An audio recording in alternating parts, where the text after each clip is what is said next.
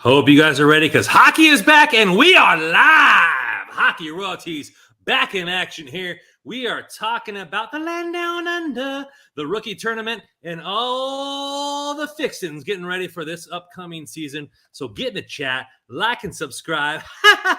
Let's go.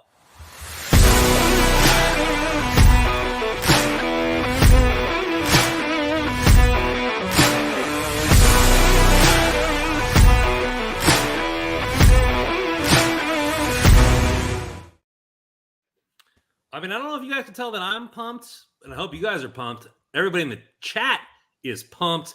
It's hockey season, everybody. We got some real live puck being played, and we're here to talk about it. But before we get into the deep, in the weeds, in the penalty box, gotta see how my co-hosts are doing. Russ, Joe, how you guys feeling up here? How we ready for this? We ready for this matchup here? We ready for the season? We trying to throw down some beers and watch some hits into the boards. I'm excited. Yeah, man. I mean, I can't wait. I mean, if you think about it, we have a full weekend of Kings hockey this weekend. You got a game on Friday night. We got a game on Saturday night with the 2 Australia games. Then we got a game Sunday night in Anaheim. So, yeah, hockey's here. Finally. It is hard not to get excited about this. The itch is back. Hockey's back. Speaking of which, sort of side note, like to get talking about that hockey itch. Took the son today, the older son. He's got all geared up. He had to get new skates. He's got hockey pants, shoulder pads, gloves, elbow pads. Put it all on. He's fired up. Hockey's live and well. Here we go. Ready to go. Proud Papa getting his son some gear. I like it. Up.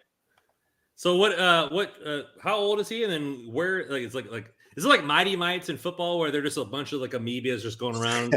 And like trying to stand up. Is that how's it going? So I got him on the ice about 3 years old. He's going to turn 5 in November. So a couple months will be 5. So I got him on the ice skating at 3 years old. So I've just kind of been me and him going to open skates or whatever for the last year or so. Gonna get him in doing like a learn to skate, like so he can go listen and hear it from other people and get out there with a bunch of other kids and stuff. So it'll be a learn to skate program. See how he takes to it. Hopefully he falls in love and we're off and running. And then, it'll be like, mites and stuff like that on the way up. We'll see what happens. But yeah, I'm excited. Hopefully he is. Al Smith coming in. What are you on, Randon? I'm on excitement. I'm on pure bliss. I'm on hockey, baby. Let's go. I'm excited. Football's in. Football's great. Win some money, fantasy football, that kind of stuff. I'm in too many leagues. I've overextended myself there, but I'm happy for some hockey there. I'm sad that I'm going to miss the opening round because I'll be in Europe, but I'll be in Europe, so I'll get over it, right? So it is what it is there. But no, I'm just pumped up. I'm glad to be back with my boys, man. We haven't talked hockey in a long time. It should be a good episode. I'm glad that you fans are in here, ready to go. I'm already looking. We're a couple of minutes in. We're already 25 strong in the chat. So let's throw those fingers a typing here and let's get going on this. Rookie face-off started off. Obviously, Russ, you were there in good hockey royalty fashion and seeing what was going on there during the games, 3 games for the Kings. I don't want to break out every single game because I think that would be a little nuisance. But let's start with the highs there. Where were you most surprised or excited about what happened with the rookie face-off, and where were some bright points for you?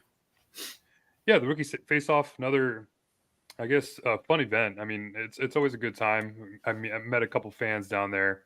Got to talk to a lot of NHL involved people, so it's always a good time. And also, it's kind of like the precursor, the prelude to the hockey season, right? It's just kind of getting ready for the season coming up. But yeah, from a Kings perspective, I mean, going into this, in terms of like expectations for how the team would do, I would say it's probably lower compared to the past few years. I mean, this is a Kings team in terms of rookie faceoff that went into this year's events as with really no first round picks on the roster compared to the Quentin Byfields who have been around.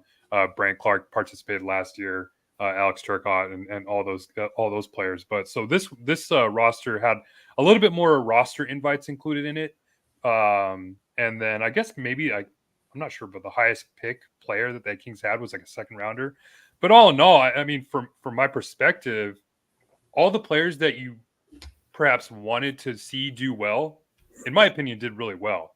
And I guess in terms of surprises, the big surprise for me, and I guess the story of the weekend for the Kings, was Jacob Ingham. I mean, this is a player that really we've all just kind of overlooked, right? I mean, Eric Portillo's come in. He's been almost enshrined as like the next coming in terms of in net. Also, he's a third round pick. And there's kind of a project in terms of that.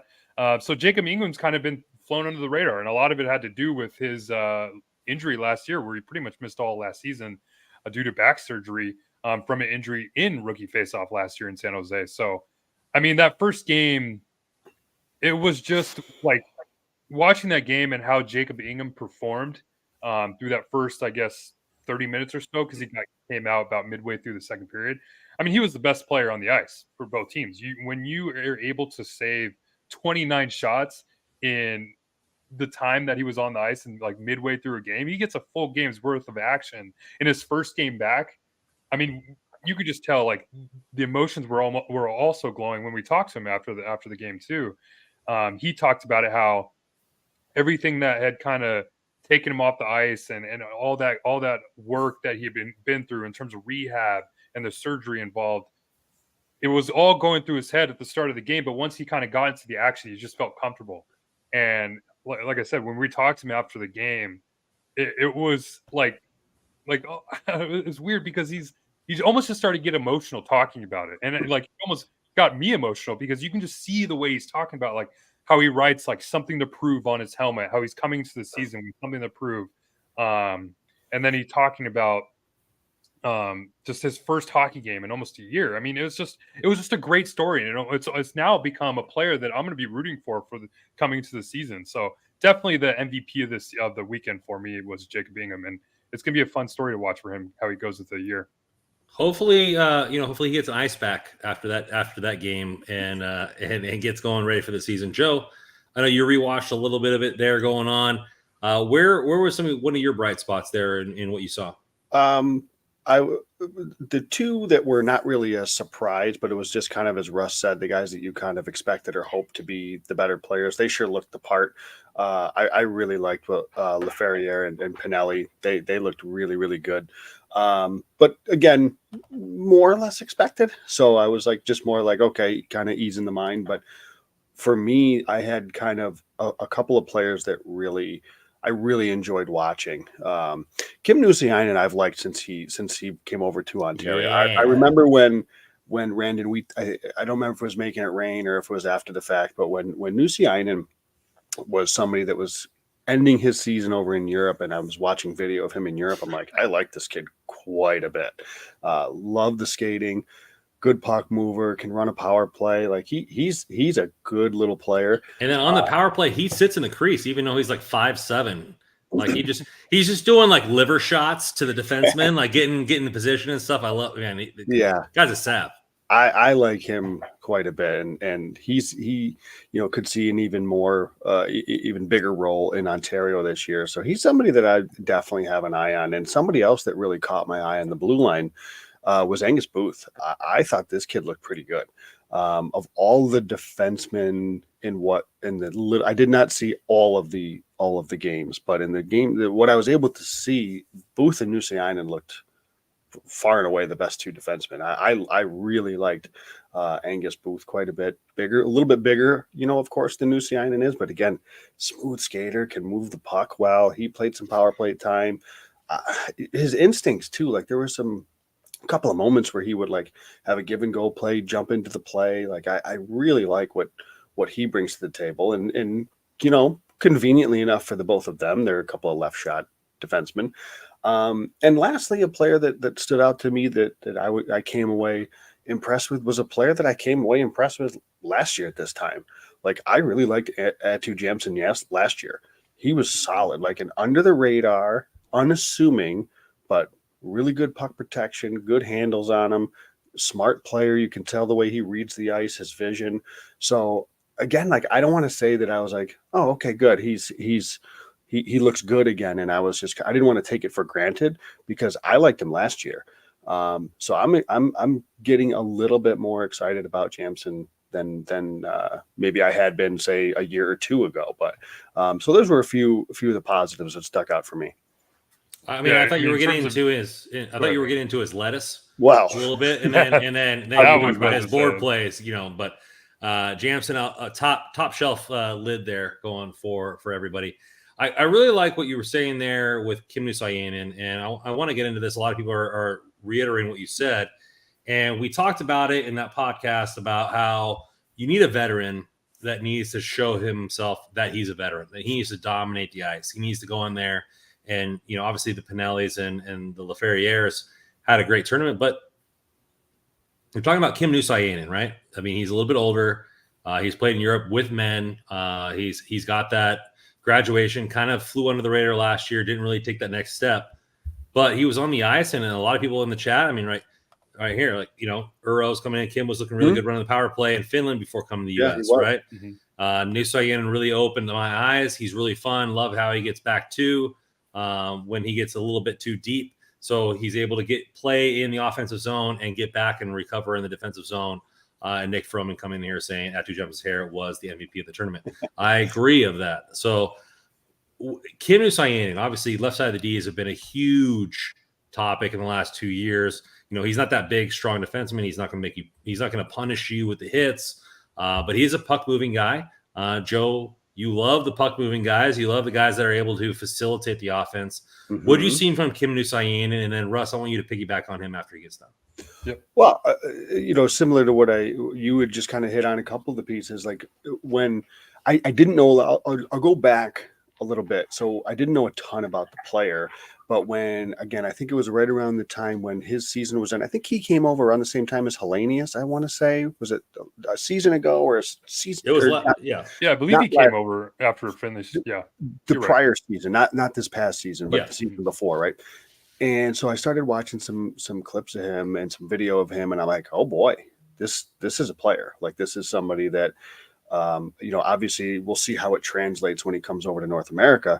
But this is a player. So I was really, really excited. And I mean, that's exactly what I saw coming out of over the weekend in this camp. Now, I didn't see enough of, and I'd be curious to pick Kyle Garcia's brain on how Kim Nusayanen looked in Ontario. I just didn't see enough of him in the AHL last year to know, where he's at and how he fit in. But, a full season's worth of AHL games under his belt is only going to help him. And I think that he, as we head into this season, he's somebody that you will see how the rest of camp goes.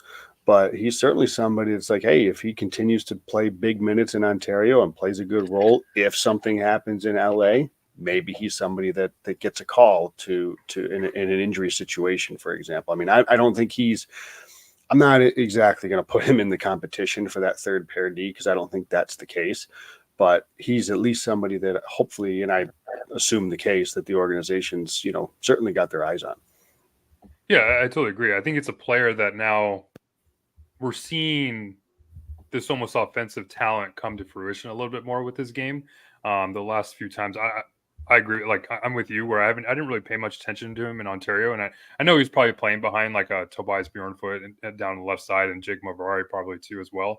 So I don't know if he got too much ice time, but yeah, going into this year, looking at the left side, he's probably going to be a player that's going to be quarterbacking a power play more often than not with the Ontario Reign. And the thing that I really liked about Nusayanen and what I noticed was a lot of the off-ice stuff is that he was really kind of almost like the fun guy within the locker room. Like whenever we were doing media scrums, he would always walk by and kind of try to make the guy laugh and stuff like that. And that's kind of stuff you want to see. You want to see them ingrained into the locker room a little bit and bring that kind of that aspect in terms of that locker room culture, because that's what the Kings have always talked about, is building that culture in the locker room. And it seems like something that he's really getting along with a lot of the guys on the team, and he's become a real presence on the blue line in terms of being able to see the play happen in front of him and carry the puck up the ice and find that open man with that first pass. So a lot of good stuff that I like from Kim Nusayanen. And yeah, I'm going to be watching him a little bit more with the Reign this year.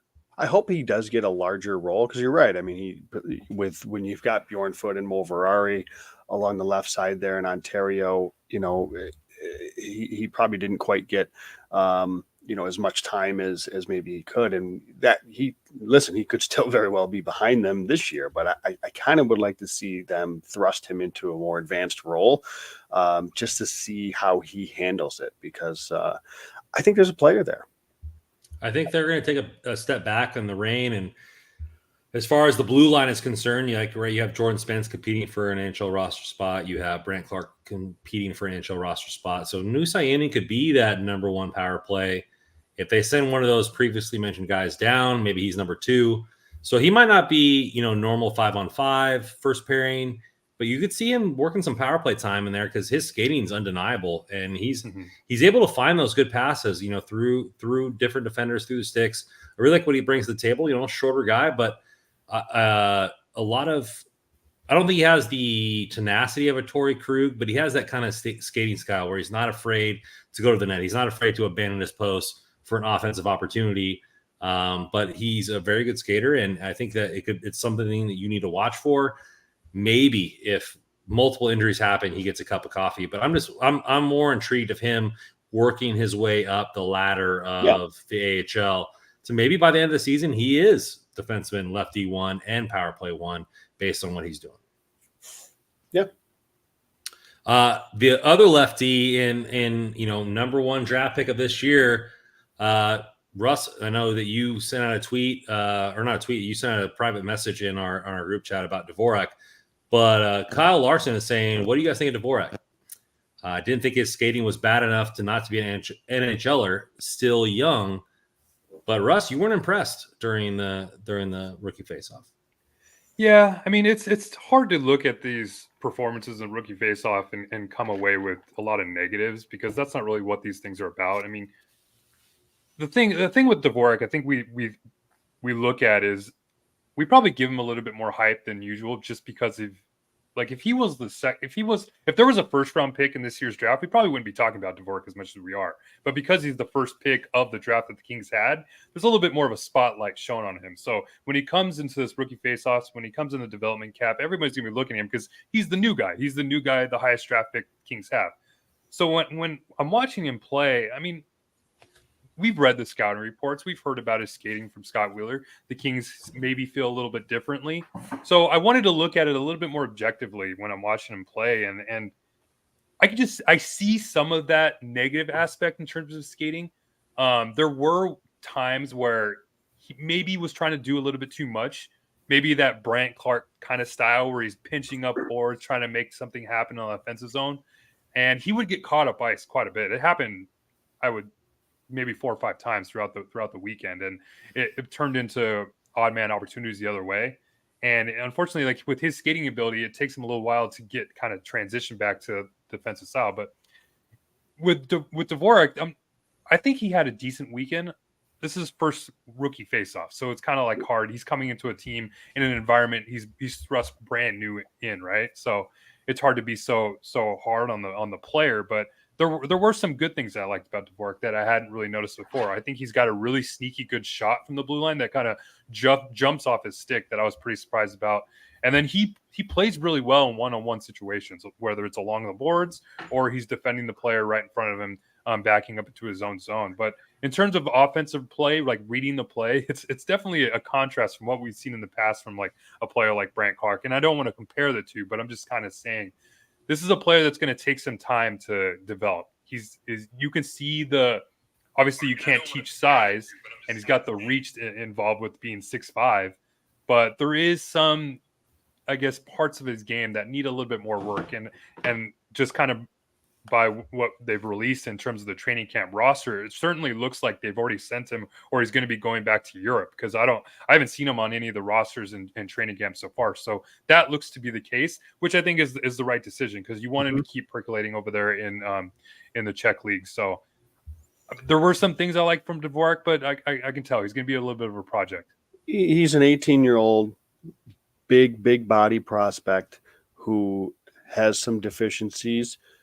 But probably one of the biggest things is the multitude of injuries that he's had in his development at this age. So I mean, I'll be honest, like of all the guys that I talked about with, like you come in with a certain maybe expectation for a guy like Laferriere, Pinelli, or even some of these other guys. I didn't have any expectations for Dvorak. I didn't care per se how he quote unquote looked, maybe just curious, but I just hopefully he continues to, hopefully he stays healthy. And, you know, the Kings have a good development plan for him. As you mentioned, I didn't see him on the roster either, Russ. So he's going to go and he's going to get a crap ton of ice time, I presume. And that'll hopefully be really good for him. So I honestly wouldn't think I wouldn't go too hard into this one way or the other. I just think he's a project and you know, there's going to be patience that's required with him. And I would just like to point out kind of along those lines of a project, because I did see a lot of, maybe not a lot, I shouldn't say that, but there were some frustrations perhaps on the Twitter machine about Eric Portillo and again, really want to level set expectations. Like, I don't know what people's expectations were for Platoon. Like, I wanted the trade. Like, this is something we talked about. I love getting a prospect in the system because the system's thin in goalie prospects. So all about the trade. But I think I said it shortly after the trade. He's probably a solid 2 years in the AHL. Like, I think he is very, very raw. And I wouldn't be surprised to see him, you know, have some struggles this year as he adapts to the pro game. Like, I think we're not, barring injury or emergency situation, like I'm not expecting Portillo anywhere near the NHL this year. And I wouldn't be surprised if this is again two full seasons in the AHL.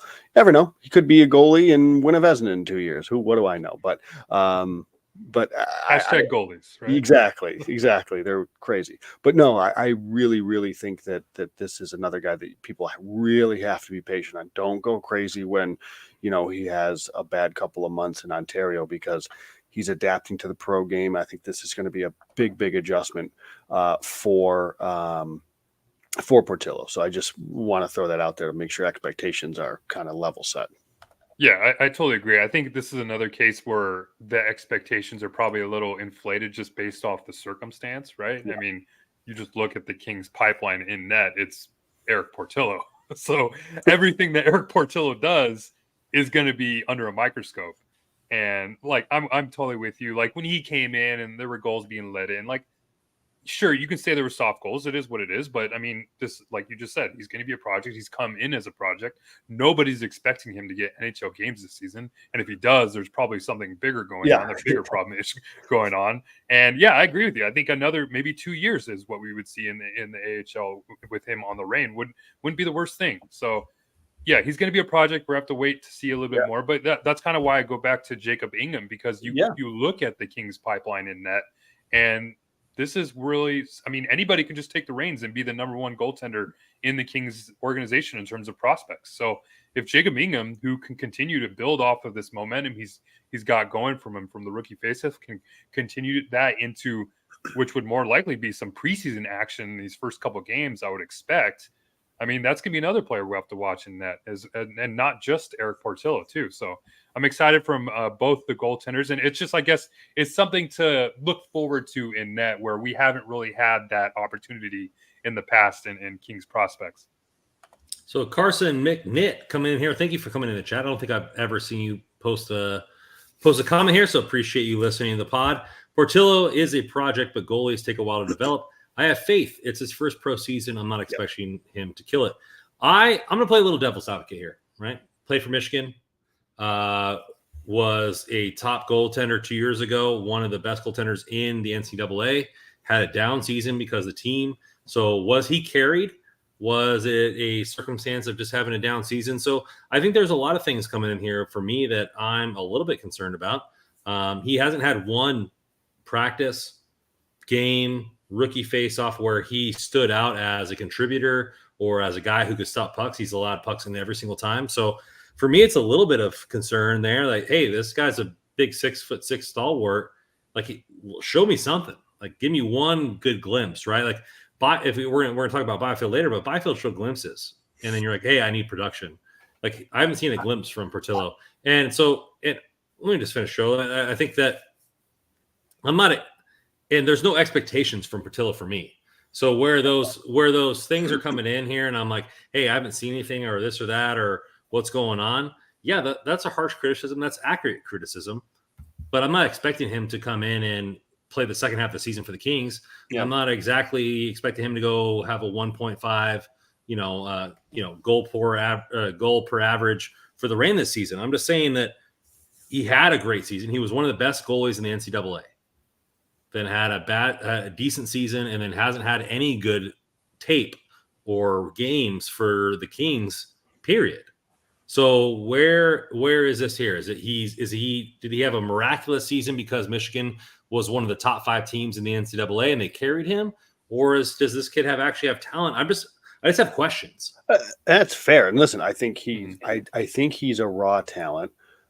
But let's just be clear. There's a very real chance he doesn't make it. Right? The Kings made this trade.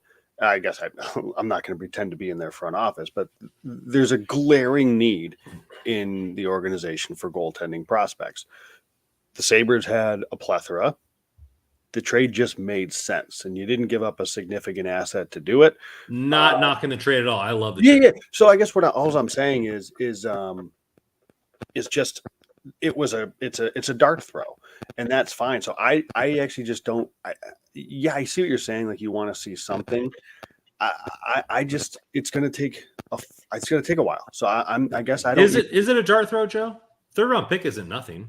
Like we've got plenty of 3rd round picks. That's not a dart throw. You went out and asked for the guy, right? So like I don't think it's a dart throw. I think it's a registered move by the Kings, and it hasn't paid off so far. And that's fair to say. Like it's only been 5 games, 6 games. Like there's nothing wrong with Portillo. I'm just saying that it just hasn't been what I thought it would be so far. And I'm not expecting him. He hasn't even played like an actual game yet. So, but I totally understand what you're saying. I mean, you want to see something, right? Because we haven't seen anything in terms of the goalie prospect pipeline. LaFerriere is a 3rd round pick, and we've seen plenty from him. I'm just kind of focusing on the goalies, and I'll focus on the goalies for now. I mean, when was the last goalie that we've seen in the Kings system that has impressed us? I can't really think of one. It's been that long, right? David Hrenak. I mean, played college and where's hockey he right now? And he's in Europe. Yeah. So it's like, I get it. It's just you want to see flashes. He's come in as this new kind of heir apparent in net for the Kings. So patience is going to have to be there for Portillo, because I agree with Joe. It's just like, we just have to give it time with Portillo, because I mean the physicals are there. He's a 6'6" goalie that can move pretty well. He's just got to have some time. He's coming straight from college, straight into the professional league. So, I mean, who knows if he gets?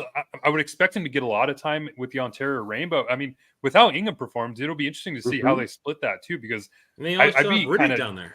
Yeah, I know, and you have Riddick down there, so it'll be interesting to see how they split it with those 3, because.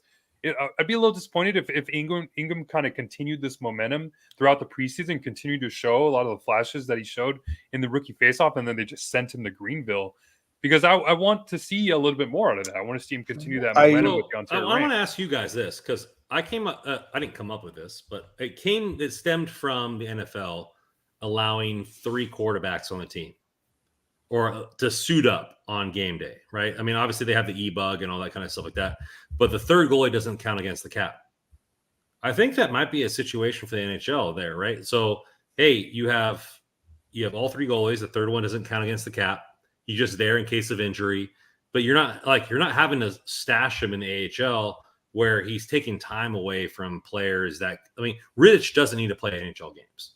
Like he's 30? So like you're doing that to where now you're taking away time from development. That was my biggest knock on Copley last year, was that he's taking the time away from development. So could the NHL use that premise to where you get a ghost goalie or an extra goalie where the cap is concerned and he's just there in the locker room drinking beer until he's ready to go? I would say no, just because I think these guys, they got to have some reps. They got to have reps under their belts. And I was with you on the Copley thing, and it obviously ended up, we ended up being wrong on that one, but backfired immensely. Yes.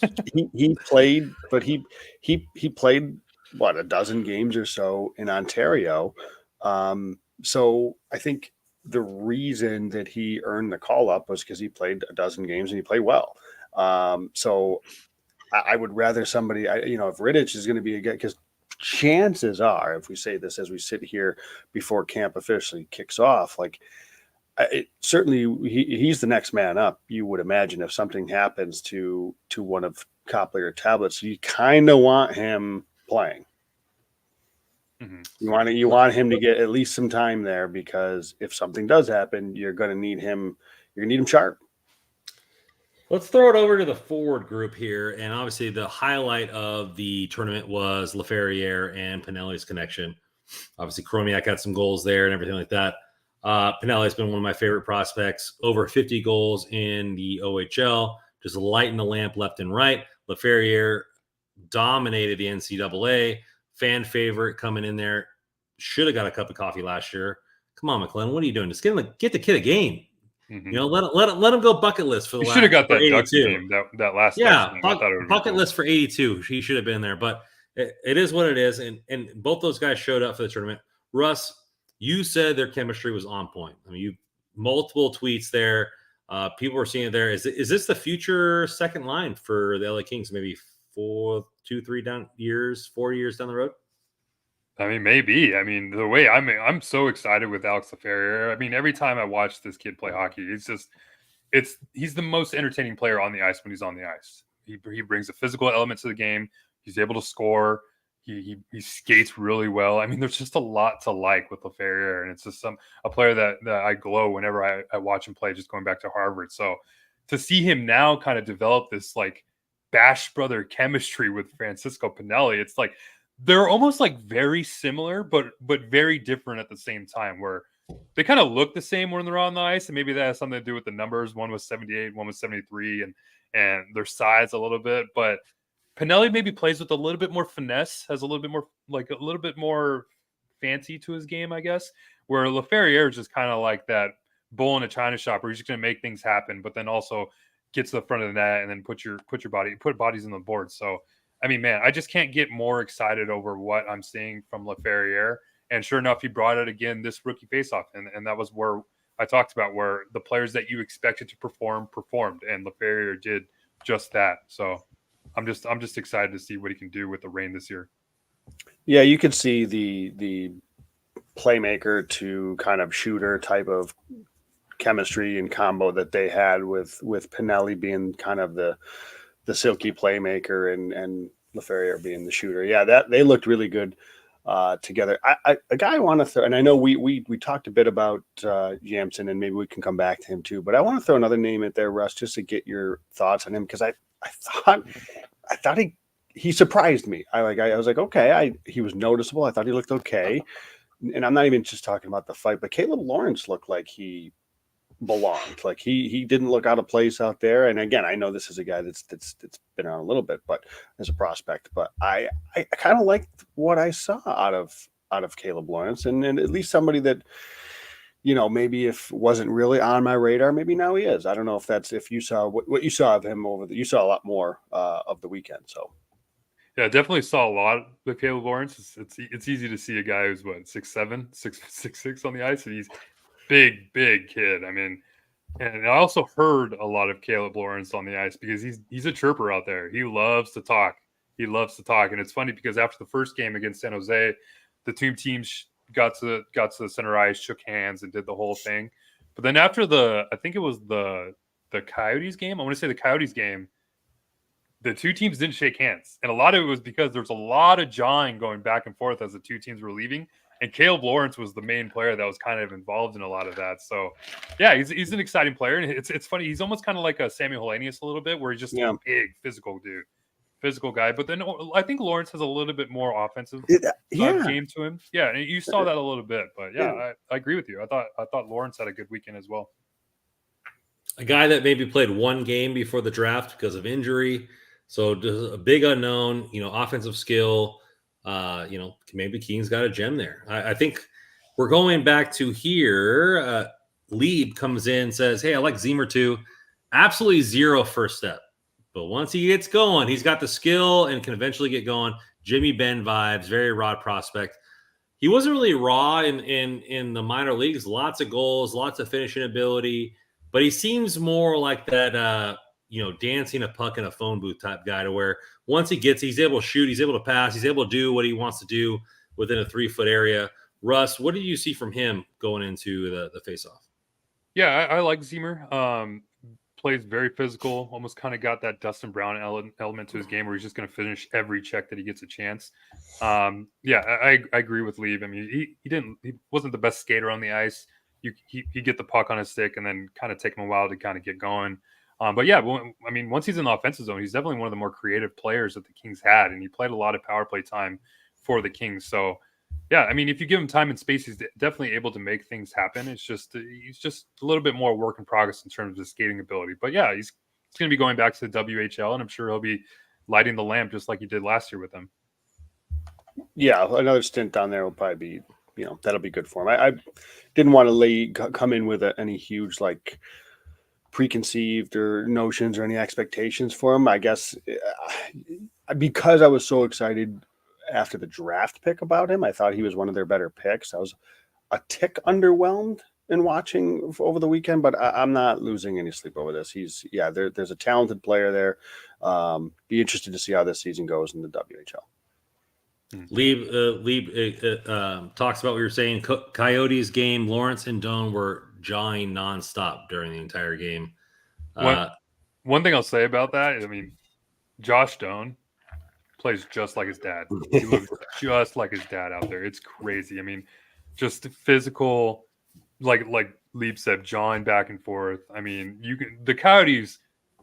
I was able to watch that first game, and it's weird too because they had Logan Cooley and Dylan Gunther there. They flew in for the first game, and then they left for Australia. So it was kind of weird that they even sent them there that weekend. But yeah, this is kind of looking at it where I said expectations were probably a little bit more measured for the Kings because the teams they were going up against had just talent on talent. I mean, you had, like I just mentioned, Josh Doan, Logan Cooley, Connor Geekie was on the Coyotes, Maverick Lamoureux we've talked about, and then the Sharks had William Eklund, the Ducks had Leo Carlson. So there's a lot of good talent, but yeah, I thought the Kings team overall fared pretty well against them. Well, we'll get into the rest of the Kings stuff over in the land down under, but first we're going to go to our sponsor here at DraftKings. We're back with another week of football, and DraftKings Sportsbook is keeping us on the NFL action. With great offers every single game day, new customers can bet $5 and get $250 instantly in bonus bets. Throw down $5 on any week's action matchups and walk away an instant winner. And DraftKings isn't stopping there. All customers can take advantage of the 2 new offers every single September. Football is more fun when you're betting on the action, so download the app now. Sign up with code THPN. New customers can get just $5. Just bet $5. Throw it down. Little 5-ski. Get $200 in instant bonus bets only on DraftKings Sportsbook, the official sports betting partner of the NHL. Code THPN, the crown as yours. I did a little betting this weekend. Came out broke even. A little bit on DraftKings, a little bit on some other apps that we're not sponsored by, but ultimately, came flat out. So not too bad. Not too bad. What about you guys? You guys throw any money down here on DraftKings this weekend? So I went to the Circa in Las Vegas because I had a couple buddies of mine say, "Hey, go check out the Circa Sportsbook," and I wanted to go watch the Colorado State game on Saturday night. And dude, that place is incredible in terms of like where if you want to watch like a sporting event, just go there. So I put a couple bets down. I didn't win any money, but it was more or less just trying to enjoy the environment. But yeah, it was really cool place. If you ever get a chance to go to Vegas, I highly recommend going to the Circa. That'd be cool. Yeah, I've been in Vegas, but I did not go to Circa. So Joe, I mean, you're a big bettor. Any action this last weekend, or what's going on? I'll be honest, like I don't bet a lot of football, or hardly ever. I don't bet football. I usually stick to hockey, and that's it. Like I don't know a lot about football. I follow the Giants a bit, but like I know, again, as you guys, with our whole kind of bet stamp thing that we had, like I there's a whole like gambling industry and from what I've learned, and I listen to a lot of what I consider smart and professional bettors, like the NFL is the most efficient market in, like, outside of maybe soccer, like in Europe, maybe like there's no, you're not beating the books in the NFL. Chances are, like, obviously you can win some bets here and there, clearly, but like in general, that market is extremely efficient, and I'm not going to mess with that because I just don't. I'm not there. So I'll take my chances when it comes to hockey. It's still a little bit more of a niche sport in terms of betting, and not nearly the market and the money and the quote unquote sharp bettors that are in the NFL. So I purposely, Randon, you see, responsible betting, purposely, like after hockey season, I take the money right out of my betting accounts to not even be tempted to bet baseball, because I don't mess with that either, and football, because I just don't mess with those sports. Well, speaking of football, you want to throw something down for the Niners Giants Right. tomorrow night? That's what. So what are the odds on that? How much are the Giants getting? I don't know what they're getting. I'm You're gonna need going every into it. Oh, you're gonna need the odds. Yeah, Saquon's out and everything like that. 10.5. Is it? It's not 10.5. No way, it's 10.5. 10.5 at points bet. Is 10.5 at DraftKings. 10.5 at DraftKings. 10.5 at DraftKings. All right. We'll do. I'll give you 10.5. Okay. A bottle of liquor or wine. Done. All right. Gentlemen's agreement. 10.5. Let's do it. All right. All right. We're not betting any. I'm not going to get involved in any Charger games because I'll just be depressed. Well, we're going from betting the Meadowlands into the land down under. So Kings are in Vegas. Vegemite, anyone? According to CJ. And Al Smith says, no thanks, I'll pass. Same thing with Kempe. Kempe, I don't know if you saw that. That was fantastic. He tasted a half a spoon. And then he's like, oh, it tastes better on a cracker. He's like, I'd rather pass. But he knows he's on camera. He's like, I gotta try this. He like walks away, comes back. It was hilarious. I thought it was funny. But the Kings are down there. They've been down there, for a couple of days now. Get a week of practice, acclimation to the time zone and all that kind of stuff like that. Got some games this weekend, ready to go. We haven't talked about the roster. We weren't here last week, enjoying our last probably week off from the entire season. But I think there's a lot of notes that we need to get to within what's coming up this weekend. Let's start with the mega hits, right? Obviously, the practice started off. PLD and Fiala were paired together. Fiala back to his normal self. Hey, we got to shoot, we got to pass, we got to do this. He's a little gunslinger out there trying to get the line fired up. What do you think about that so far? The tape looks good from what I've seen. That the practice has been going well with that pairing. I think it's a good indication. I think that's the number one thing I'm looking for this weekend. Yeah, when you kind of saw the rosters that came from practice that Zach Tooley tweeted out, I guess I wasn't really that surprised. It's kind of something that we more or less expected. The only real spot in the lineup that we were curious about was whether or not Arthur Kaliev was going to be on that line with Pierre-Luc Dubois and Kevin Fiala, and sure enough, that's what it came to, and it looks like they're keeping the nice line together. And this is just for the time being. Mm-hmm. But I remember Todd McClellan said that last year, and then that turned out to be the opening night roster. So I'll put a little bit more into it than maybe McClellan gives us. But yeah, this is what we expected. And if that line can really get going, I mean, I think that could be one of the more exciting second, third lines in the NHL. I mean, with what we expect from Dubois this season, and obviously what we have come to know with Kevin Fiala in his first year with the Kings, and then with Arthur Kaliev, that shot he has. I mean, if those three can click in terms of chemistry, I mean, man, that's going to be just a dominating line for the Kings. But I mean, we expected that for the Kings with Kevin Fiala playing with Anze Kopitar and Adrian Kempe last year, and sure enough, they were split a few games into the year. So I'll measure expectations a little bit, but exciting. Yeah, it's hard not to be excited about that line. I mean, the big question for that we've had is, can Kaliev, maintain that trust enough to keep that spot? And again, I don't want to go too crazy into the actual lines, I suppose, just because I think it makes a whole lot of sense for McClellan, especially over in, they're starting over in Australia, to just kind of ride with what they know right now. And then, maybe later in camp, they start to play around with some things. That's kind of what I would have expected.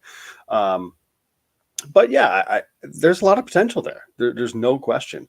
I just think it's how does Kaliev and Kenny hold the spot, and B, like you alluded to, things never just really work out the way you think they're going to work out, right? There's never Arvidsson was supposed to live with Kopitar, that didn't happen. Fiala was supposed to play with Kopitar, they ended up moving off of that.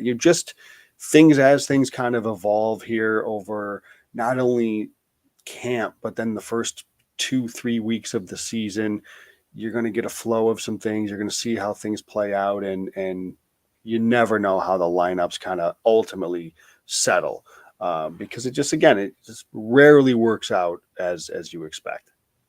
Lieb coming in here saying Kaliev getting lost in Fiala's chaos and getting his passes makes me unreasonably excited. See, the thing about that is he won't get lost. I think I know where Lieb's going with this, and I agree with what he's saying, because Kaliev, this is a frustrating thing about him. He's a smart player. He has smart. Maybe it's just because he's smart offensive instinct. I think he's like, the defense is going to let him lose. Like, they're going to lose him in the shuffle of Fiala's chaos, and he's going to be wide open. Fair. Okay. Gotcha. Yeah. That's a good point, Lee, because I think then I agree even more, because Kaliev's brain is going to be more than capable of taking advantage of that, because his offensive zone instincts. This is why that I've talked about how I think the guy is a good bumper player, because you have to be so smart to play that position. I think he is that smart in the offensive zone when it knows where he needs to be instinctively without the puck. I think Kaliev is really, really good without the puck in the offensive zone, knowing, because he knows I'm a shooter and I have an elite shot, I have an elite release. I got to get myself into a spot to where whoever has the puck can find me. And I think he's really good at that. So I agreed, Lieb, that I apologize. I misunderstood the first one, but I think that if the defense is focused more on Fiala, he is going to take advantage of that, he being Kaliev, because I do think he's a smart offensive player. I think that wing spot ultimately goes to the first guy that can grow a mustache, because we see Fiala's got a mustache, PLD's got a mustache, and you got to have the holy triumphant. So let that be known. Any prospect that can grow a mustache is getting that spot. So if that's LaFerriere, if that's Turcotte, is getting he's got some peach fuzz sometimes. It's an imitation mustache, but it's there. Maybe he gets put on that line. You got to have the triumphant there. You got to have all three mustaches in a row. That's the only way you get the superpower bonus. But right now, Kaliev's in that spot. I think it's a good spot there for him, because, like I said, he does find the soft spots of the defense. He's able to almost get lost in translation, as Lee was saying, coming in there, trying to find a spot there. PLD is going to be anywhere from down the wing, power forward, bringing it to the net, or he's going to be in front of the net. Fiala just dances like a leaf in the wind, and then you're just going to all of a sudden see Kaliev in the slot rifling that one-timer, or he's got a lightning quick wrister. Like, he could take a bad pass from anywhere in his comfort zone and rifle a thing top shelf. So I think it's going to be interesting there. I do think that it's going to be an interesting line, the fact that he doesn't really play much defense this last year, but the year before he was defensively sound.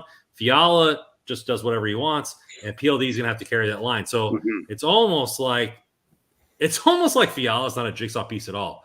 He's just like a little amoeba that rolls around and kind of fits where he needs to, but he doesn't ever fit into a line perfectly. I think PLD is going to have to be the juggernaut or the glue of that line. We'll see how that works out. I think it's a good thing. We always talked about he needed a shooter, or that line needed a shooter, right? Because you have that big power forward, you have that playmaker, facilitator, and you just need a guy that can snipe. And it looks like Kaliev's going to get that first shot. Should we dub it the Sean Dursey line, where it's just going to be all offense and maybe not a lot of defense? It's kind of what it looks like. Well, I don't want to. I mean, we could pour one out for the homies, but I think we could find. I'm hoping it's easier. It's easier for me to say that since he's not on the team anymore, I guess. I'm looking forward to whenever we see Kevin Fiala on the ice with Brant Clark at the same time. Just two guys that they don't play a position. It's just all over the ice. It's just going to be them looking back at the goalie like, how'd that go in? Yeah, you guys are both in the crease at the same time. Like, what is going on? No, I think we got to find if somebody can grow a mustache. There's a lot of jokes and a lot of good line names that could be made. So throw in the chat if it's an all mustache line. Like what do we call that line? Throw it in the chat, get in there, and help us out with that. I think that is what I'm most looking at. Obviously, you mentioned Brant Clark not coming into this. I really wanted to see him in that aspect injured, with the significance of that injury to be seen. But you're looking at a chance for Jordan Spence.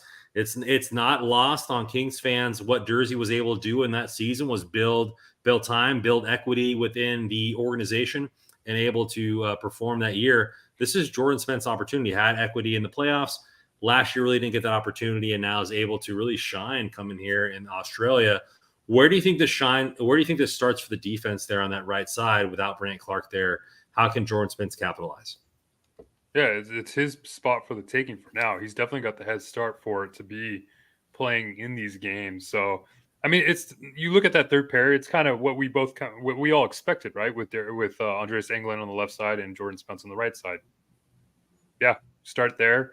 Jordan Spence is getting a great opportunity. He's more than likely going to be the quarterback on the second power play unit.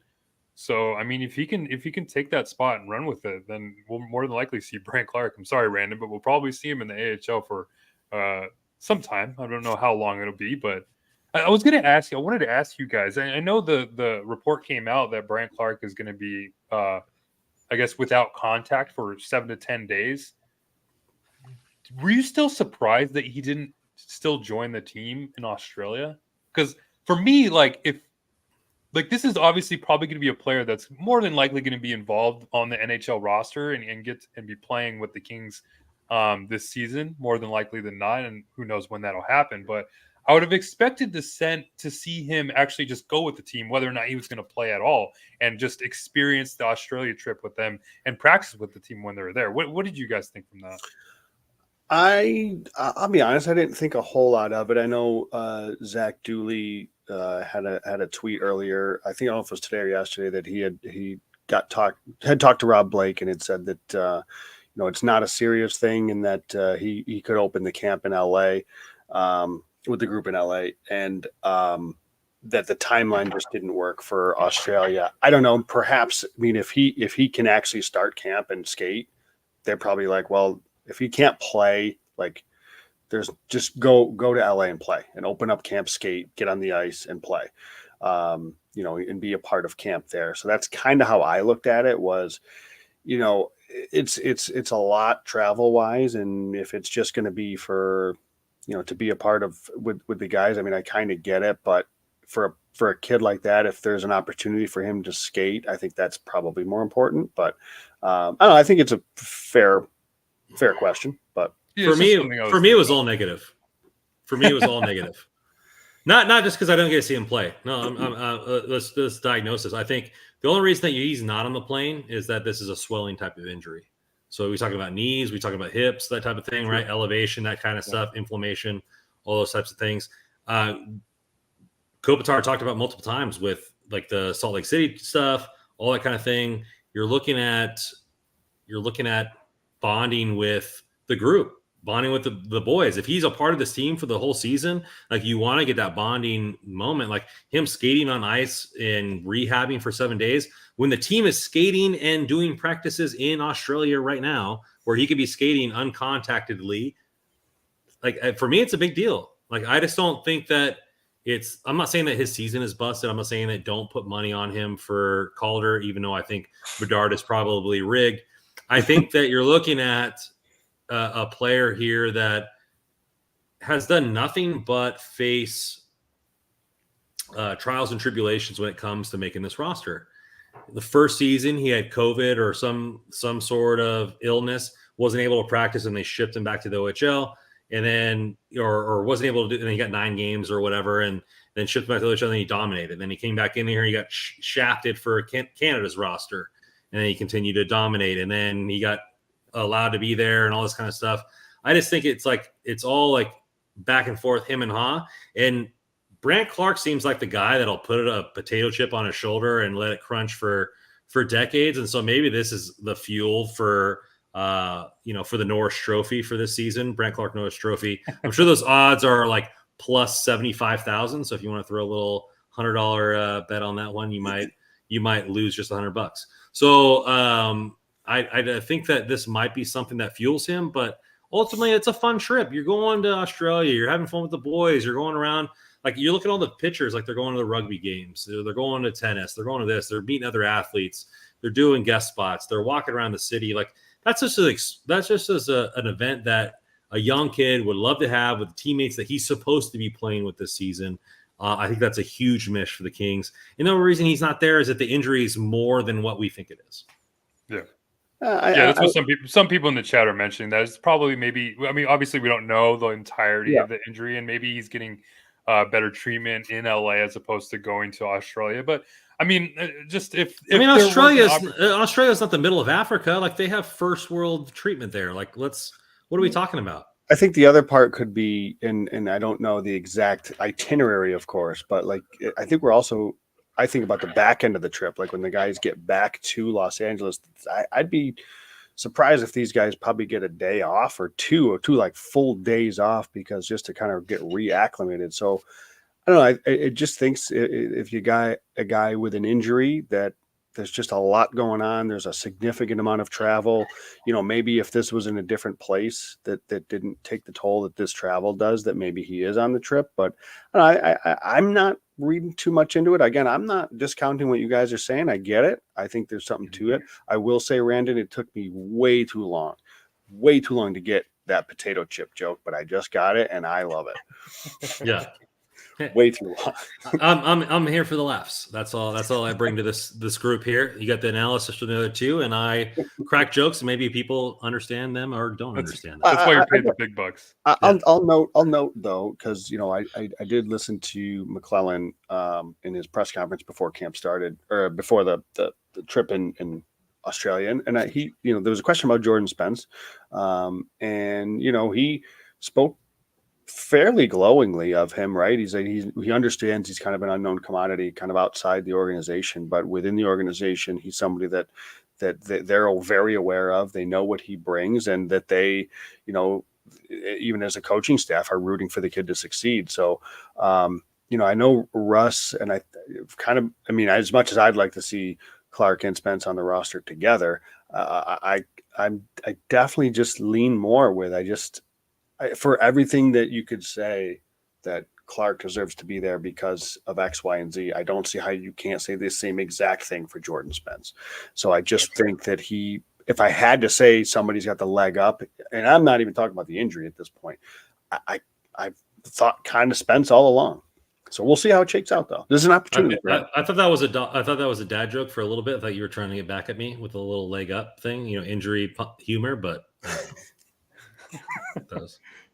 One last thing I'll say on the Clark thing, I guess, just to kind of look at it from another point of view, is if we're all expecting Jordan Spence to be on the NHL roster for the start of the year, Clark is more than likely to be on the Ontario Reign roster. So I guess having him back practicing with the players that he'll more than likely start the season with makes more sense then. So I get from that point of view too. Well, let's get to the roster spots here. There's a lot of other acumen here. I mean, Jacob Doty's there, it's a big muscle. He looks like a guy that can handle a kangaroo too. Working up some ice spots there. But I think we have a question here from a loyal fan here, Uru. Who do you see getting that third pair lefty spot, looking at pairing England with Spence? Not looking good for Bjornfoot. So is this a spot that we want to see a little bit how he functions in a real aspect? I know there's only so much tape on the guy. How does he pair with a very versatile offensive defenseman in Spence? Is this an aspect of the weekend that you guys are looking forward to? Yeah, I mean, if I had to bet money, I'd put Andreas England right there in that lefty spot for the time being. I mean, we've talked about Bjornfoot a couple times now on this pod. I think a lot more in depth on the defensive grouping podcast that we did a couple episodes ago. But yeah, with Bjornfoot, we just haven't seen it yet, and just obviously this is a start of training camp, so it's hard to tell who's going to be taking that spot. But I think England has the head start there. But who knows? Maybe Bjornfoot just has a rock star preseason and a rock star training camp where he just really takes the reins for that lefty spot too. So But for the time being, I'm going to have England there, and I don't think there's any surprise that he's starting there with Spence on the right Yeah, side. forget about what I want to happen. I mean, I think I think it's England's job to lose. I think the contract that they gave him, while it's not significant, the multi-year deal they gave him, he's a left shot D. He just fits the mold, right? He's a big body. He's known more as a defensive defenseman. He's going to be physical. Again, it's not, I want to be cautious. I've said before, haven't seen a ton of him, so I don't want to go too crazy with like analysis. So just the prototype of player that he is just fits exactly the way they're going to play, right? Boring left shot D to do the job defensively, and then that right shot side is going to be, Spence. Say Spence for now. Like Bjornfoot just doesn't offer that. He simply doesn't. I mean, I'm not a proponent here of Bjornfoot. I've talked about it. I think there's a small avenue with the way he distributes the puck that maybe that could be his kind of way out. But right now, it just screams England to me. And yeah, so to your question though, Randon, I'm very, very interested in watching how he looks, and just to get a better, just for me personally, just to get a better feel on the player. But I definitely think that it's his job to lose. Lieb coming in here, I would love to see Mavari get a chance. He's so solid, not mind-blowing, but he deserves to get an extended shot with the Kings. Hey, you're preaching the crier here, man, but ultimately it doesn't look like that's going to happen. So I think you probably need to go to a deli, get yourself a nice little tuna sandwich and pour one out or chomp one out for the homie there, because that's his nickname. Force-fed you that joke there. That was a force-fed joke. I'll stop with it. I'm on a roll here tonight. Fire tonight. I'm having some fun here. I'm looking at this. I'm looking at this way here, and I think this is going to be a fun trip. I mean, it's not going to be any indicative of what's going on. I'm excited about that second/third line. I'm excited about some third pairings here, but I also want to see how Byfield's doing. Mm-hmm. It really would be a chance for the kid to light the lamp a couple times, get on the scoreboard, really see that trip. I know that even just in the post of this podcast, somebody talking in here, hey, the train is left for Byfield, right? And the expectations aren't there, and I agree, disagree. He's a second overall pick. He's playing on the first line for a playoff team. The expectations are definitely there. For me, maybe a little bit higher than my other co-host. Russ, you pointed out on Twitter, you put out what would be a stat line that the team would want to, or you would be comfortable with Byfield. So I'm just hoping I'm not really going to take, if he doesn't perform, I'm not taking much from this trip. But what would be good for the kid, what would be good for a lot of Kings fans is seeing him, light the scoreboard on fire and get a couple goals or a goal and a couple points on this trip and really show that he's a dominant player and moving into that realm, because ultimately there's a time to put up or shut up with him. And a lot of Kings fans have already crossed that point. A lot of fans are still holding that off, and most are right in the middle. So what do you guys think about this trip, and how is it important for Byfield to perform here? I think it's just important for him to play well, just to get his feet under him, play well. And I definitely think if he can pick up a goal or score or grab a goal, a couple points, whatever it is, that would certainly maybe be a little bit of a deep breath and kind of sigh of relief that, okay, it's kind of off his shoulders a little bit. But I just think just play well. Like it's the first game of preseason. I don't think there needs to be any over analysis one way or the other for a lot of these guys, including Byfield. But I hope to see him play well. I hope to see him be an impactful player on that top line. I'd be curious to see. They're probably not really working on much in terms of special teams, so I'm not going to read a whole lot into that. But no, I just want to see him skate well. What I'm looking for less from a production standpoint is more, can we see if the game is, we've talked about this ad nauseum with Byfield, like if the game is still quick for him, like he's a little jittery at times. He's not kind of just calm with the puck when he gets it and looks to make a play. I want to see if he's doing those things. Is he not rushing when he gets the puck? Is he calm and looking to make a play? Things like that, right? I mean, those are the kind of things that I'm looking for, rather than, we've seen what he did last year. He goes a million miles an hour and he can be impactful on a forecheck, all that stuff. But I want to see kind of that evolution of his game. And again, not reading too much into it in a short weekend here in training camp, but those are the things I'm looking for really over the next few weeks, frankly. Yeah, I agree. I mean, I think this weekend is just more or less it's a showcase for Australia. Yeah. I mean, that's really what it boils down to. But I guess going into the season, yeah, I'm glad you brought up the question I answered or asked on Twitter, Randon, because I was having a conversation with a couple Kings fans, and it really just pointed out to like what the expectations were for Byfield from a point production standpoint would be, and because I mean, last year at the end of the season, I mean, Todd McClellan and we were all seeing it, like all the good things were happening when Quentin Byfield was on the ice. He was playing well, he was involved, all great things, but obviously he just wasn't scoring. So it's getting to the point now where this season you can't just have that anymore. You can't just have at least he's playing well, but he's not scoring. I'm sorry, that's just not what it's going to be. So that's why I wanted to ask the question, like, what would be like a good stat line for him to finish the season? I was actually kind of impressed by a lot of the Kings fans. A lot of the answers I was getting were really measured and really, I guess, made a lot of sense. I mean, for me, my expectations are maybe 15 goals, 30 plus assists, around 45, 50 points a year on the year. Be totally fine with that. And that seems like what the average was from a lot of the responses I was getting from the Kings fans on Twitter. So I'm glad to see that. And I think those 15 to 20 goals, 30 plus assists, I think that would be a good starting point for Byfield to kind of grow into the player that we hope and expect him to be, whether it be a number one franchise center for the Kings. I'm along the same lines, Russ. In that 15 goal range, 25 to 30 assist range is kind of where I'd like to, as a baseline, where I'd like to see him. And it's so frustrating because as somebody, and I know you're the same way in that, you kind of look at more than just the raw goals and assists. Like we like to look at the things, as Brandon likes when I say under the hood, to see how a player is actually playing and impacting the play. So I generally would prefer to like take the whole picture. But I think you make a really good point. Like he's kind of done that. And at some point there has to be production to it. And it's kind of that it's tough because I played this kind of tug of war with myself because I prefer just those underlying numbers. If the process is there, like it's going to come, but at some point it just genuinely has to come and there has to start to be production. So this is a big year production wise, because I think if you have another year where, he played well under the hood, everything looks great, but it's another 20-point season, like that is not going to fly.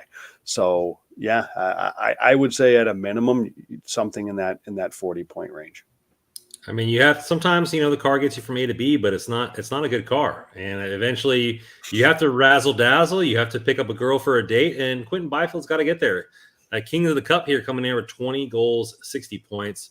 Al Smith coming here 20 and 50 total points. King of the Cup comes back and says plus 25 goal or plus minus. I think for me, I want to look like he's belong, but points matter. And I'm a starch thing. You're the number 2 overall pick. The guy behind you is playing well. I mean, the guy in front of you isn't playing that well, I guess. Lafreniere. I've measured this. Ultimately, I think if he looks great in his position and has 55 points, I'd be fine. Or if he looks fantastic, he has 45 points, I'd be fine. Or if he looks, but if I'm hoping for 60 plus points. Yeah. Like there's got to be a point where you're playing with a Hall of Famer and a 40-goal scorer that you are putting up points on the board. And it can't just be enough that you're chasing down pucks on the boards. Like, sure. I mean, everybody was talking about Alex Iafallo. Hey, like he's not a first-line center, and that's what or a first-line winger. He's not. That's what he was doing. He was doing all the dirty work, and everybody was upset about that. You can make excuses and all those kind of things, and I understand Byfield making additions to his game, right? He's adding all the ingredients into this recipe, and I'm all for it. But sometimes I just want the sandwich to taste good. I don't care how it's made. I just want to see some points on the board. And Lieb come in here, and his sandwich is made with potato chips on a tuna sandwich. Like all good sandwiches, I do like a good crunch in my sandwich. Mm-hmm. So those potato chips. Got to put the hot Cheetos or the Doritos on there. Oh, toast the bread. Get a nice crunch with a nice Italian bread. Toast it. Sometimes. So you got the Russ with the hot Cheeto. If you're coming out, you just trying to put it together on the road. Russ there, and then Joe's going with the gabagool advice and come in and say, hey, you got to toast that bread. You gotta get some good bread. And you gotta toast it, and hopefully Byfield's toasting the stat line here this season. But I think it's a big season for him. And he's not put up or shut up, not like get rid of the player or anything like that. But I think he knows that this is a huge year for him to perform. He's given the opportunity, and he's got to make the stat line sing. Well, hey, you talked about it, I think, on the last show, Randon. Like, if you're Byfield and you're seeing some of these contracts being thrown out to these young kids, like, buddy, I mean, if there's ever a time for you to have a season, this might be it. So go get it. Go. Give me some of that 8 by 8.5 season. Come on, Byfield. Lieb coming here. Joe is at every deli counter in New Jersey, getting that toasted bread. Coming in here. I'm gonna throw it out to the group here. Joe, you're about to say something. You want to come? Oh no, or are you coming out on the player? Nope, not. It's going to take it in a different direction to a different player. But hey, you fire it where you want to fire it. No, I was throwing it out there. I was throwing it out there to to the group. Where do you want to take this conversation here? We talked about the big hitters. Is there any small little topics that you guys are interested in? Yeah, there is actually. There is. So we've had conversations and we broke down kind of top line, middle six, bottom line, all that stuff, right? And we kind of talked about competitions and this and this and this and this, and Fagemo and Anderson Dolan and maybe Akil Thomas, maybe LaFerriere has a surprise. Grunstrom is still here. He continues to show well. Alex Turcotte, is he going to play? All this stuff. I don't think any of it's going to happen. Trevor Lewis is making this team. Trevor Lewis is on this team, and I think we as much as I think we had the conversation, if we went back and listened, we talked about it, and we had all this like fun conversation about all these other players, but we kind of were like, but Trevor Lewis, as much as we think he's maybe should be the odd man out, he probably isn't going to be the odd man out. And if you listen to Todd McClellan's comments a few days ago, he's consider me stunned if he's not on this roster. So there's one spot. Let's call it what it is. And Grunstrom's here. It's Grunstrom, Fagemo, Anderson Dolan for me. I guess if there's a surprise, maybe Fagemo and Anderson Dolan are the ones that don't make it, and maybe it's an Akil Thomas or an Alex Turcotte. But we're talking like the battle for 13th forward is how I'm looking at this. Again, hey, maybe this changes over the next couple of weeks, but one of the biggest takeaways, and they haven't even, I shouldn't say they stepped on the ice, they have stepped on the ice for practice, but like Trevor Lewis is for anybody that maybe had thoughts of him maybe kind of being the odd man out and yada yada, like he's making this team and he's going to play. So there's that competition in the bottom on that fourth line. I don't know how much of one there really is. I don't know. I know that there's not a lot of like media talking to Todd McClellan about who's making the roster and how the media should be advertised. But you wouldn't know it that Alex Turcotte is on this trip other than his own Instagram, right? Like, so like we're talking about, I talked about the Brant Clark thing. Like Turcotte's having a chance to play with the boys. And I think this is huge for him, right? Like he's been away from hockey, injured constantly. Now he's a chance to be there with the boys, go on this trip, have a good trip, do this kind of thing. And is this his launch point for Alex Turcotte to potentially make this roster? And obviously you're talking about Trevor Lewis, but Trevor Lewis isn't Nate Thompson isn't Trevor Lewis. Oh, congratulations, Nate Thompson, for having a role on the strength and development staff there. And he was in Vegas, the training. Same with Stoll and company. Yeah. So, but I'm saying like is this a launching point for Turcotte for this season to where he could have a good couple games? I mean, I think they're probably not going to play all the mega starters for every single game. So he's going to have an opportunity. Like, is this a chance for him to not only mesh with the boys, get some confidence in his own right, enjoy the trip, and maybe put a foundation at the start of the season? Yeah, I mean, absolutely. Like when I went to the El Segundo and I saw the guys kind of practicing, quote unquote, just unofficial practice before they left, I was really happy to see Turcotte out there, and I was watching him. He looks really good. It's just good to see a healthy Alex Turcotte because we haven't seen it that much. So the thing that kind of struck me a little bit is it seems like he's the fifth center on this team. So if a center goes down, it more than likely would be Alex Turcotte that would be the next man up, which I mean, I'm happy with, because with like Joe just mentioned, right, there's really no spots available. And we can maybe argue a little bit about whether the Grunstrom left side of that fourth line spot is available, whether it be Grunstrom or Fagemo or Jared Anderson Dolan or whatnot, but whatever. But it seems like Alex Turcotte is that fifth center. So it's a good starting point for him. I mean, you're not going to change anything when you have Kopitar, Dubois, Deneau, and Lizotte. So those four are obviously going to be the four centers that you have to go to the NHL. But Alex Turcotte, he's the next man up if there's an injury or anything like that in the center position. So I'm happy to see it. I hope, cross the fingers, that he stays healthy and gets his chance, because I'm excited, because every time we watch Alex Turcotte play, especially with the Reign, he just looks like a great player. So I hope he gets his opportunity, and I'm looking forward to a good season for him. I'm happy for the player that he's had a good offseason here, that he's on the trip. And I think McClellan talked about this with Jacob Doty, how this was that organization recognizing and rewarding Jacob Doty, and even saying, like, listen, had he not missed all of last year, a significant portion of last season with injury, maybe he would have an NHL contract. So I think they wanted to reward him. And maybe this is an example with Turcotte where they're looking to say, listen, you've earned it. You've worked your ass off. You've had some rough luck with injuries. So, I can see that being a big part of the reason why he's there. Also to showcase himself, but I don't know where he plays. So to your question, Randon, like, I don't know. I don't think so, just because I don't know if it's a jumping off point, because I don't know where he jumps to. I don't know where he plays. I just don't think there's going to be. He jumps into all of our hearts. And I hope he does. Like, I'd love for him. I echo Russ. Like, every time he plays, I enjoy watching him, but I'm really tempering my expectations or excitement, just because there's not a lot of spots here on this roster. I mean, if you look at the Kings right now, have 13 forwards, and they probably are going to carry 13 forwards, right? They're probably not going to have the cap space to carry 14. So when you're in Grundstrom, Anderson, Dolan, that's it. Again, unless somebody, maybe pushes Anderson Dolan out, right? And Fagimo maybe pushes Anderson Dolan out. Maybe Akil Thomas, depending on how camp goes, pushes Anderson Dolan out. But that's it. Like, where I just don't know where they play. So let's play a little game of crystal ball here. Right? Blake Lazotte's last season on his contract. What if some injuries happen to where maybe not to Blake Lizotte, or maybe just to the Kings in general, where Alex Turcotte does get that 4C option and he does perform?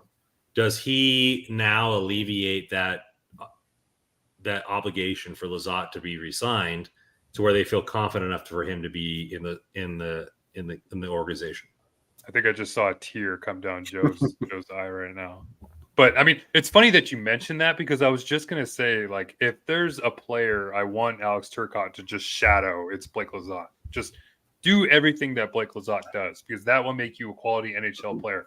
Sure. I mean, Alex Turcotte probably has a lot more potential coming into an NHL career than Blake Lizotte did, but Blake Lizotte has turned into a quality NHL player. And I'm with you, Joe, and I will go to war against anybody who talks down on Blake Lizotte, because he's just been an outstanding player. He's always the player, like, you come away with not wanting more from watching an NHL game when Blake Lizotte is in the lineup, because he's just always going to leave his heart out on the ice. So, I mean, yeah, if let's say that there is a situation where Blake Lizotte doesn't get re-signed, maybe he has a good year and then he gets a better contract from another team, then I wouldn't be just too disappointed, because if you have Alex Turcotte that can kind of grow into that potential, yeah, I see it. I mean, as long as we can re-sign my boy Matt Roy, I think I'll take that trade. Joe is sad, but Lieb is speaking for Joe and the rest of Lizotte. Lizotte is never leaving our hearts. He's not, and he's also not leaving the Kings. He's still a restricted free agent. He's not going to really go anywhere. I don't think they're not going to. He's an arbitration eligible restricted free agent, and he's going to be with the organization, and he should be with the organization. That's what kind of makes the Turcotte thing a little interesting, because you've got presumably your four centers, locked up for a bit here. So to your point, Russ, if he is indeed that fifth center, then you're hoping for injury. You know what I mean? Not hoping for injury, but he needs an injury in order to get in. So I still think there's an avenue for him to shift to the wing, just because otherwise he's not going to play.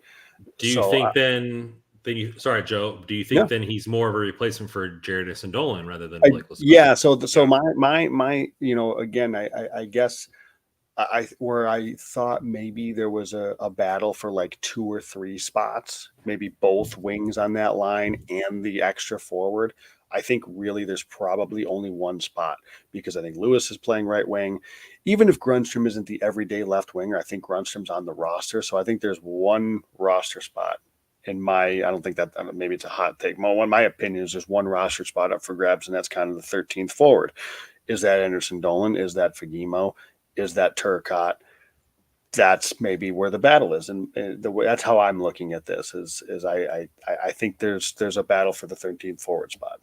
Which at that point, sorry, Russ, but is at that point, who needs more ice time? Turcotte does. Like Correct. He needs to play second C in AHL. And Jad, no offense to him, he's already been playing that fringe player for the last couple of years. Not that he's used to it, quote unquote. I don't know a better way to say it, but has the acumen to play anywhere on the lineup, just like Turcotte does. He has been in that position before. It would seem to me that Turcotte needs the minutes to where if he's not penciled in as an everyday starter, then he needs to play in the AHL. Yeah, and I've said that. I think I said that on an episode a couple episodes ago. Is if he's healthy coming into the year, I would just love to see him on the NHL roster. That's why I'm kind of disappointed that still have him at that center position, because I would just love to see him on the wing just so he can get that opportunity. Because for me personally, I'd love to see him be that winger playing alongside Blake Lizotte and Trevor Lewis as opposed to Carl Grundstrom. Maybe that's too much of the same player on one line, but I mean, like we've seen from Alex Turcotte, he just hasn't been healthy enough to get the opportunity. And now that he's finally healthy, give him the opportunity, give him the chance. This is a player that was drafted 5th overall. Put him on the I just don't know. Grunstrom produces when he plays. Does he? Yes. Does he? Yeah, he was 3rd on the team in shooting percentage. I mean, he was number 1 on the team in hits. And he does a lot of things. Grunstrom's my boy. You better not be disgracing Tonka in this building. I have been somebody along, kind of like Russ, where it says like, all right, I've kind of seen enough, I think. But when I look and you dig into the numbers a little bit, it's like, Jesus, the guy does produce when he plays. It's like, what else are we asking for when you talk about he put putts in the net, he sets guys up, he contributes in terms of shot contributions, he's a physical presence. What more is the coaching staff asking for out of the guy? He's the PB&J of this lineup. It's solid. It's good every time you have it. Man, we love sandwiches today. Oh my God, I'm hungry. I haven't had any dinner. I'm hungry. But like, it's true though. He's the PB&J of this lineup. Like, you can get some pizzazz from the jelly. He's good every time you eat it. You can cut the crust off and get a little saucy from time to time. Like, and then if you go Uncrustable, you're knocking people. You're knocking people wild on that type of thing. God, I'm hungry. And I hate wheat bread, and it just feels like Trevor Lewis is wheat bread right now, and I can't stand that. I hate being negative because I love Trevor Lewis, but man, like it just, you're robbing us of potentially. Again, one of these other guys being in it, and again, I get it. Like he wants that kind of stable veteran guy, yada yada yada, all that stuff. But I guess it's just like, do we expect Trevor Lewis to play a full 82 game season? I mean, he could, right? He's done it. He did it last year, but I would be surprised if he did. Based on Tom McClellan's tenure, yeah, I expect him to play 70. yeah, but for me, like, I would just love to see them transition Turcotte to the wing, just to give him a chance. Agreed. Don't wait for a center to get injured or whatnot, which we obviously hope doesn't happen. But I mean, it's just like, I just go back to kind of Rasmus Kupari last year, where they were just so hell bent on keeping him in that center role when it just wasn't working for him. And I just would have liked to see what would have happened if they would have transitioned him to the wing. And this is kind of what I want to see out of Turcotte, especially like if you want to keep Blake Lizotte next year, then where's Turcotte play? Because he's going to have to be a winger. I mean, because that's what I'm saying. Yes, you have Lizotte, Deneau, and Dubois and Kopitar signed for the next 2 years at least. Mm-hmm. So I mean, yeah, I just want to see Turcotte on the wing because I think that's where he'll get his actual opportunity to play with his team. Or like perhaps if they envision him as a center, if the Kings view him as a center, then to Randon's point, get him in Ontario, let him play all the center minutes that he can eat. Hopefully he has a good productive season. And let's call a spade a spade. I mean, maybe he's a chip. Maybe he's a deadline chip.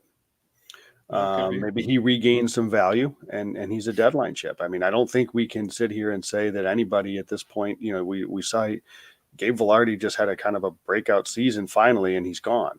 So like, I think Rob Blake is, you know, comfortable in terms of making a tough decision if he has to in a trade. But I agree. I like the player when he's healthy. I want to see him shift to the wing. I think that he can battle and be in that spot. It's one of those, it's a fine line, because I think, as Brandon points out, I think this is a guy that hasn't had a ton of games over the last couple of years. And if there's anything he needs, it's ice time.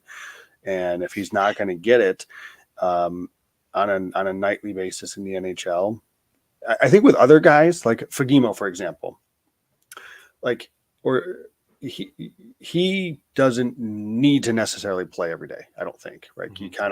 He can be a guy that's that 13th forward, and you can spot in and he can do what he's going to do, right? He's a shooter, all that stuff. I do think it's different with Turcotte, just because of all of the injuries and just kind of the in and out of the lineup over the last couple of years. That, my opinion is, it's a little different for him, that he actually does need some more time.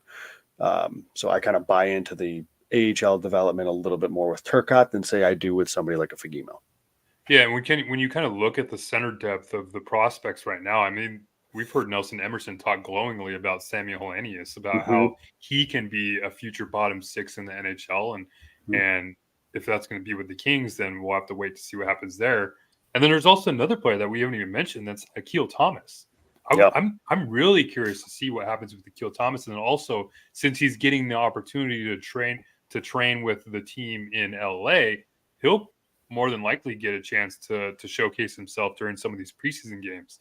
So that'll be a player to watch too, because he's obviously played the center position as well. He's played almost every position. Yeah. But yeah, so I don't know. There's a couple of pieces. I get where you're going, Joe, where maybe you see a trade involved with one or two of these players. But, I mean, I guess also too is the Kings have already traded quite a bit of their prospect pool. I would like to try to see them grasp onto some of their higher end prospects for as long as they can. But I guess for a team that's contending or wants to win a Stanley Cup, like everybody's talking about, you might have to make some of those risks or make some of those decisions where you get rid of some of those prospects. Yeah. And we will see when that comes this season. I'm just excited to watch some hockey this weekend. Thank you, everybody, for coming in the chat. As always, you can find all of our articles at hockeyroyalty.com, or follow us on Twitter at hockey_royalty, at randocommando24, at NHL Russell, at JW Paterino. For all your rain content at Kopitar4HOF. Hey, if you want to make some bets this weekend, DraftKings code THPN. Man, glad to be back, boys. Hockey's in town. Let's go. I love it. Thank you guys for coming in the chat. And as always, on this podcast, go Kings go. Like and subscribe. All that good nonsense. You!